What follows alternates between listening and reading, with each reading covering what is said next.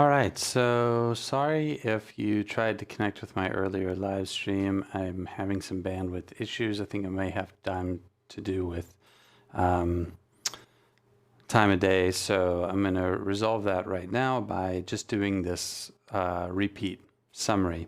So the topic is storytelling with edit points. And to give you just a sort of very brief overview, an edit point is something we put into our music, typically a transient that's visible, that a video editor could use to chop up the music and place it into the video that they're editing, if the music's too long or too short, or to emphasize certain events. And that's where storytelling with edit points really comes in. That's the topic I wanted to bring up.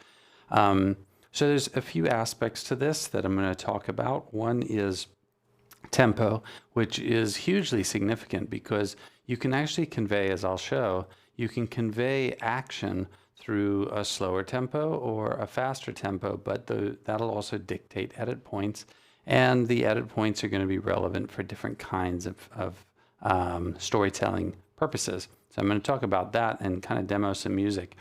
Then the second aspect that I wanted to raise is this idea of dialogue. So I'm going to distinguish between two types of dialogue. One that's more verbose, maybe like a romance or something like that, compared to something that's very punchline oriented, like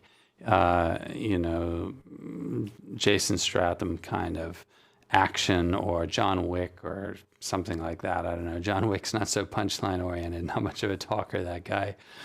But having punchline oriented stuff is also a part of the storytelling we can do with edit points, where there's a lead up and then a punchline, right?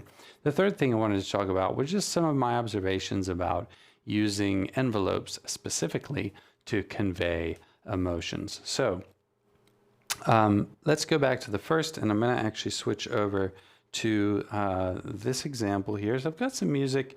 This is just kind of some drum loops from a Heaviosity library. Now I want you to imagine here that we've got a scene, it's action, but the action in this scene is oriented around a struggle. So sort of think, you're walking in Marshmallow type struggle. There's a wrestling between two really equal foes, and it's not really clear who's going to win, and something serious is at stake. And they're wrestling. You want to try and bring into the story this. You want to contribute to the storytelling about this being a struggle, and by choosing a slower tempo here, which you can kind of hear, you can sort of imagine the struggle, but it's still building energy. There's still a lot of energy in the story we're telling, but obviously that slower tempo is going to dictate edit points. So by choosing a slower tempo, we're also choosing sort of slower editing opportunities. With a faster tempo, which I'll switch this to a faster tempo in a sec, it's a lot more conducive to like jump cuts, right? So think about the way an editor might be wanting to tell the story. That's really important. So let's look at this other example where it's exactly the same loop, but now I'm bouncing the tempo up to 120.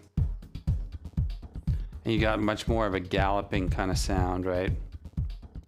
This is conveying like lots of jump cuts, very fast. There's going to be a lot more room for edits.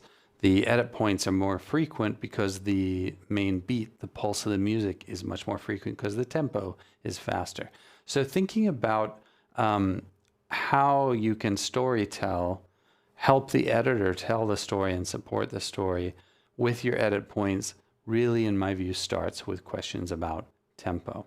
Let's look at another consideration, which is a style of dialogue. So I'm going to kind of differentiate between maybe more like a Pride and Prejudice type dialogue. Think Keira Knightley or Little Women, that kind of period piece where there's a lot of verbose dialogue and it sort of meanders and it goes somewhere, right? There are exchange of sort of deeper ideas that take time to express.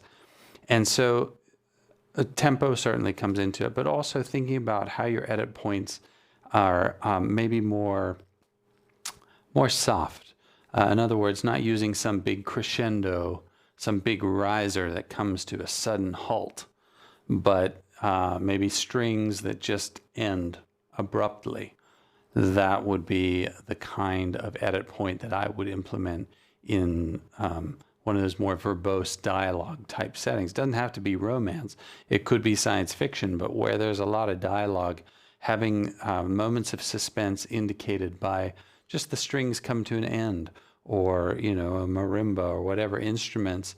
I'm trying to think of instruments that might find a way into a more dramatic score, but having your edit points be more about a sudden void in the music rather than big crescendos. That would work better in a setting where the dialogue is kind of more meandering, more verbose, as opposed to a second sort of type of dialogue I'd distinguish, and that is like punchline oriented.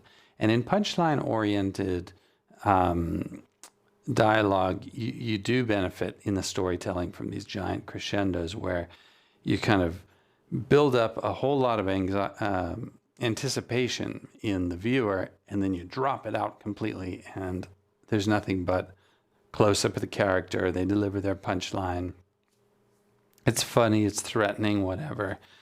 Think of a sort of "I'll be back" type punchline, or or The Rock or somebody like that delivers some punchline that's really humorous, or really tough guy or whatever.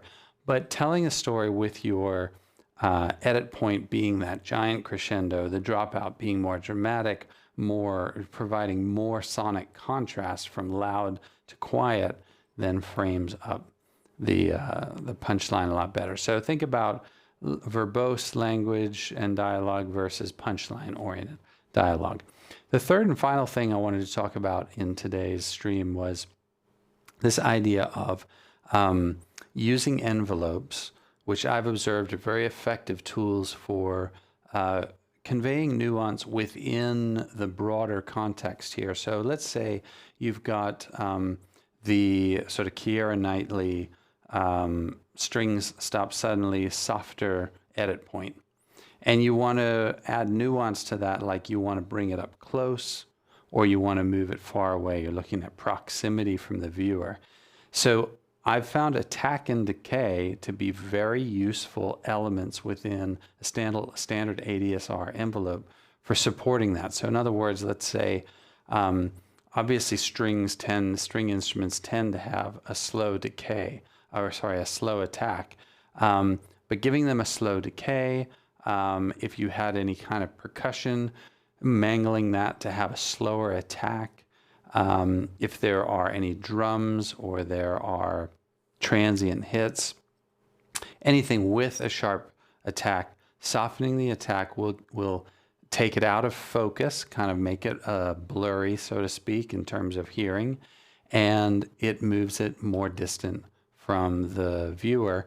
And when you contribute that, when you add that element to your edit point, it can just add that nuance of, like, it's not only is it a softer type edit point, but it's a little more distant from the viewer. Likewise, if you tighten up the decay, you make the attacks and decay, it brings it closer, brings it more into focus. Like, you actually imagine seeing something that's in focus. It's crisp, right? Its boundaries are crisp and very visible. If you do that equivalent with sound, with attack and decay on envelopes, you can also bring it more proximate to the viewer. So it's a very effective way to add a layer of nuance, I suppose, to the edit point. So those are the main things I wanted to talk about today. And if you're watching, I'm really sorry about earlier having some issues with my bandwidth in the live stream. I'm going to keep working at it, try and find a fix for it. If you have any questions or comments about what we talked about today, please leave a comment. I'd love to hear from you. If you have any topics you'd like me to broach in my next live stream or one coming up, please let me know. I'm always looking for ideas. Please like and subscribe because it does help me surface these videos to a larger audience, and I really appreciate that. It's hard work making these videos, and I want to reach as many people as I can, build a community. Okay, so thank you so much for watching, and I will see you again in a couple of days. All right, bye for now.